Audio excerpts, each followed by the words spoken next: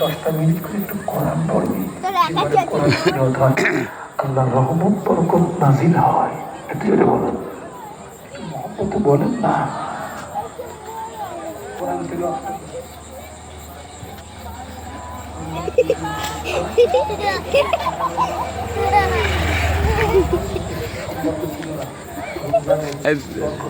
তাদের সঙ্গে মসজিদের সঙ্গে একটা সুসম্পর্ক ছিল না, সেই সম্পর্ক এখন আছে। সবে বরাত আপনাদের জন্য পর্যন্ত সবে বরাতের রাতে স্মরণ করুন তো একটু আপনাদের মসজিদে সবে বরাতের রাতে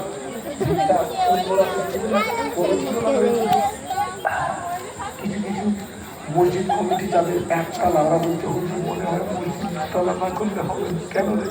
বলছে হুজুর সবে বরাতে এত চাপ। যাদের দুতলা ওরা চিন্তা করছে আল্লাহ মনে হয় 3তলা না করলে হবে না। পরের দিন মাগরিবের নামাজ পড়ে বলছে হুজুর